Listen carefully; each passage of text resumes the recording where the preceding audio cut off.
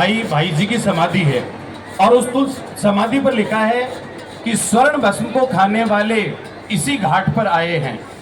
सुना होगा आचार्य तुलसी जी के भाई जी का नाम, उनकी समाधि पर लिखा है कि स्वर्ण भस्म को खाने वाले इसी घाट पर आए हैं और दाने बीन चबाने वाले इसी घाट पर आए हैं और गगन ध्वजा फहराने वाले इसी घाट पर आए हैं और बिना कफन मर जाने वाले इसी घाट पर आए हैं। बिना कफन मर जाने वाले इसी घाट पर आए हैं। एक डॉक्टर ने देख लिया, उस समाधि पर लिखे हुए वो देख लिया, उसका हॉस्पिटल नहीं चल रहा था। उसने मेरे से पूछा, बोले यार गजेंद्र हमारा हॉस्पिटल नहीं चल रहा है, क्या करना है?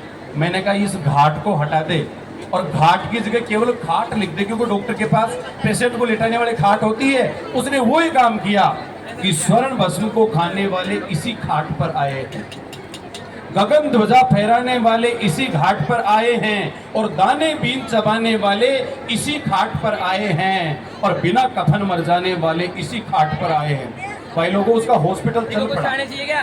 थोड़े दिन बाद में एक चाट की दुकान वाले की दुकान नहीं चल रही थी। उसने मेरे को पूछा, गजेंद्र क्या करूं? मैंने कहा घाट और खाट को हटा और चाट लिख दे। उसने वो किया कि गगन ध्वजा फहराने वाले इसी चाट पर आए हैं, दाने बीन चबाने वाले इसी चाट पर आए हैं, वो बिना कफन मर जाने वाले इसी चाट पर आए हैं और उसकी चाट भी चल पड़ी। आनंद मस्ती से जोड़ता हूँ, आज मैं आनंद मस्ती की बात करता हूँ कविता परंपरा का होकर। क्यों? एक बार रात को 2 बजे मैं कवि सम्मेलन करके घर पहुंचा और मेरी घरवाली देख रही थी Sholay film. Sholay is my favourite movie.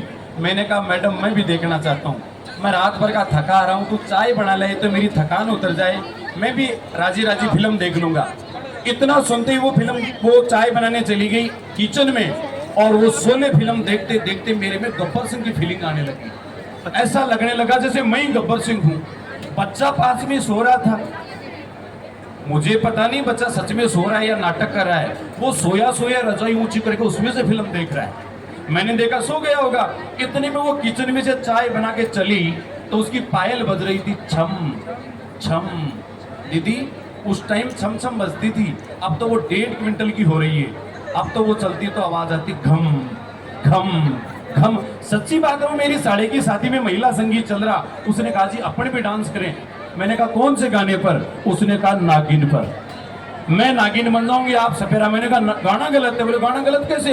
अरे मैंने कहा तू 1.5 क्विंटल की इस नागिन के गाने पर डांस करेगी, लोग क्या कहेंगे? देखो जी देखो, गाना नागिन का चल रहा है, वो डांस असगर कर रहे हैं।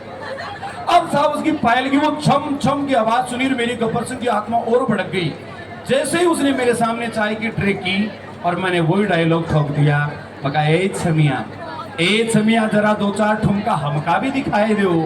अरे मुझे क्या पता छोरे के अंदर धर्मेंद्र की आत्मा घुसी है। वो रजाई फेंक के बोला, बसंती इस तुत्ते सामने मत नाच। अब हालत ऐसी हो रही है, ये सच्चाई बात है साहब। आनंद आ रहा तो ताली भी बजाओ हौसले के साथ, ये जरूरी होता है। हाँ, ताली बहुत जरूरी, इससे पता चलता कि ठीक है काम। अच्छा, आपको राजस्थानी भाषा आती है क्या? आती है? मैंने पूछ ही लिया, बाकी मुझे भी पता आप लंदन से नहीं आए हो। राजस्थान क्यों?